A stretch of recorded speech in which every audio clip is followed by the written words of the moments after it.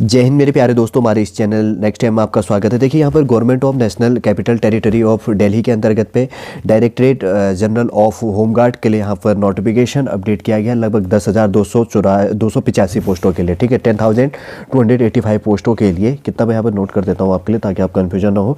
10,000 कहीं पर लिखा भी होगा यहाँ पे।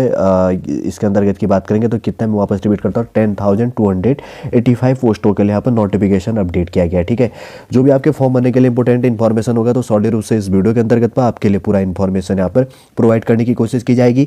इससे पहले हम आगे बढ़े, यदि आपके द्वारा हमारे इस चैनल नेक्स्ट टाइम को सब्सक्राइब नहीं किया तो सब्सक्राइब कीजिए तथा बेल आइकन को प्रेस कीजिएगा ताकि जो भी कंटेंट जो भी इन्फॉर्मेशन हमारे द्वारा आपके लिए प्रोवाइड किया जाता है तो उसका नोटिफिकेशन आपके पास समय पर उपलब्ध हो जाएगा। अगर इसके ऑफिशियल वेबसाइट पर जाकर देखना है तो आपको देखिए इसके अंतर्गत पे रेड गोले के अंतर्गत पे DGHGENROLLMENT.in पर जाकर आप फॉर्म फिल कर सकते हैं। ठीक है, और हिंदी इंग्लिश में यहाँ पर पूरा सा दिया गया है, मैं प्रोवाइड कर देता हूँ कोई भी लैंग्वेज में आपके लिए। देखिए PDF मोड जहाँ पे दिया गया है, हाउ टू अप्लाई, पूरा ये है प्रोसीजर जो यहाँ पे देखिए जैसे कि यहाँ पे दिया गया। ठीक है, मैं हिंदी में प्रोवाइड कर देता हूँ आपके लिए ताकि आप समझ जाएंगे। वैसे भी सबसे पहले यहाँ पे है ऑनलाइन आवेदन जमा करने की जो प्रारंभिक तिथि है 24 जनवरी 2024 से लास्ट डेट है इसका 13 फरवरी 2024। ठीक है, जैसे कि यहाँ पर कहा गया है कि सबसे पहले की पॉइंट है होमगार्ड्स बॉम्बे होमगार्ड्स एक्ट 1947 यथा दिल्ली हेतु विस्तारित के अनुसार एक स्वैच्छिक व्यक्तियों का निकाय है। और सेकंड नंबर पॉइंट कहा गया कि होमगार्ड के स्वैच्छिक चरित्र को माननीय सर्वोच्च न्यायालय द्वारा सिविल अपील संख्या जो भी है इसके अंतर्गत में 11 मार्च 2015 के निर्णय आदेश सहित न्यायालयों द्वारा कई बार बरकरार रखा गया है। और थर्ड पॉइंट कहा गया पूर्व में किए गए नामांकन निर्धारित अवधि के लिए थे, मतलब एटसेट्रा पढ़ लीजिएगा, कोई इतना इंपॉर्टेंट है नहीं यहाँ पे।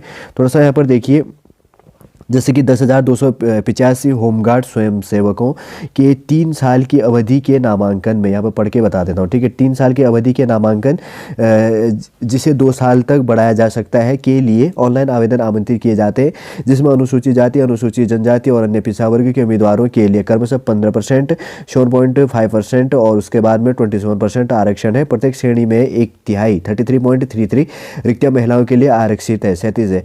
10% रिक्तियाँ भूतपूर्व सैनिकों के लिए भी आरक्षित है, जिनकी उपलब्धता नहीं होने पर पूर्व CAPF कार्मिक से एवं दोनों से उपलब्ध न होने पर सामान्य उम्मीदवारों से नामांकन किया जाएगा। रिक्तियां अस्थायी हैं, जिनमें अंतिम नामांकन के समय वास्तविक आवश्यकता के आधार पर घटाया या बढ़ाया जा सकता है। ठीक है, मानदंड की बात करेंगे तो भारत का नागरिक हो, मतलब ये चीज़ है, और राष्ट्रीय राजधानी क्षेत्र दिल्ली का निवासी हो। दिल्ली के निवासी का प्रमाण पत्र उम्मीदवार के पास में निम्नलिखित में से कोई एक होना चाहिए। ठीक है, जैसे कि यहाँ पर क्या कहा गया, नहीं तो अदर स्टेट से भी फॉर्म फिल कर देते हैं। एक मान्य पासपोर्ट होना चाहिए, चुनाव आयोग से फोटो ID कार्ड, या थर्ड पॉइंट की बात कही गई है वर्तमान में वैध राशन कार्ड जिस पर उसका नाम फोटो हो। यदि राशन कार्ड उम्मीदवार की तस्वीर के बिना है तो उसे आवेदन की तस्वीर वाले किसी अन्य पहचान प्रमाण के साथ समर्थित होना आवश्यक है। फोर्थ पॉइंट कहा गया परिवहन विभाग GNCT दिल्ली द्वारा जारी वैध ड्राइविंग लाइसेंस होना चाहिए। और फिफ्थ पॉइंट कहा गया है दिल्ली में आवासीय पते के साथ में फोटोयुक्त सार्वजनिक क्षेत्र के बैंक खाते की विधिवत सत्यापित पासबुक।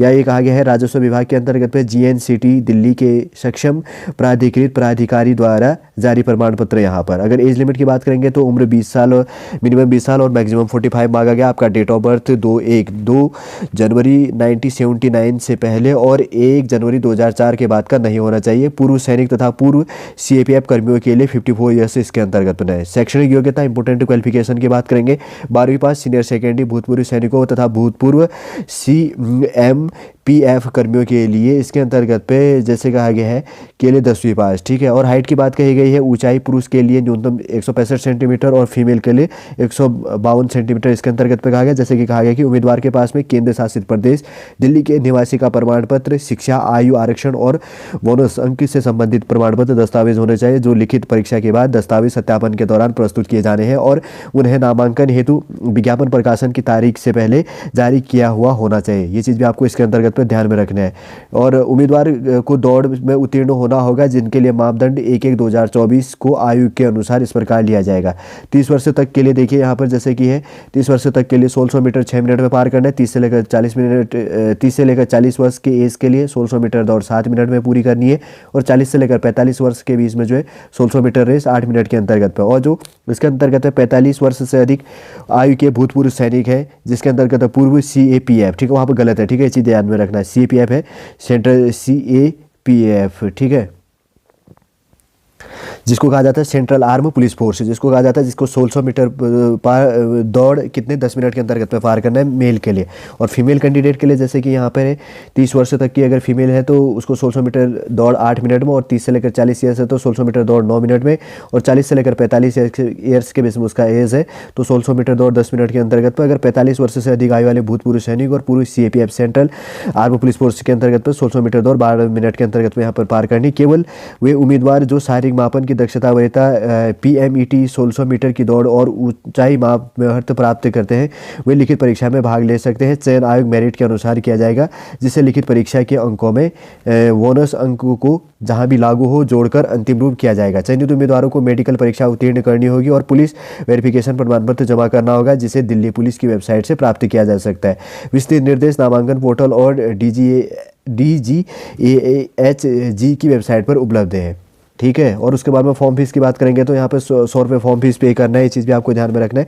हाउ टू अप्लाई, यहाँ पर आवेदन की बात करेंगे तो इस ऑफिशियल वेबसाइट पे जाकर आपको अप्लाई कर लेनी है। ठीक है, समझ गए होंगे वैसे फॉर्म भरने के लिए। जैसे यहाँ पर देखिए दिल्ली यूनियन टेरेटरी जिसको कहा जाता है, तो इसके अंतर्गत पर होमगार्ड के लिए लगभग 10,000 से ज़्यादा पोस्टों के लिए जो वैकेंसी अपडेट है, जो इंपॉर्टेंट इन्फॉर्मेशन था हाउ टू अप्लाई, कब से कब आप अप्लाई कर, सबसे पहले मैं बात करूँगा कि कैसे आपको इन्फॉर्मेशन लेना है। आप देख लिया होगा इस साइट पर जाके आपको अप्लाई करनी है। फिर उसके बाद में ऑनलाइन डेट क्या है, इंपॉर्टेंट डेट क्या है, फिर उसके बाद में क्राइटेरिया क्या बटा है, एज लिमिट क्या है, इंपॉर्टेंट क्वालिफिकेशन क्या है, हाइट क्या है इसके अंतर्गत पे। फिर उसके बाद में जैसे कि यहाँ पे दौड़ का माप होना है तो एज लिमिट के अनुसार मेल और फीमेल के अंतर्गत पे क्या होना है। फिर उसके बाद में एग्ज़ाम होना है, ठीक है, मेरिट लिस्ट के अंतर्गत पे। फिर उसके बाद में आपका फॉर्म फीस क्या होगा, ये चीज़ पूरा इन्फॉर्मेशन इस वीडियो के अंतर्गत आपके लिए सॉलिड रूप से प्रोवाइड कर दिए।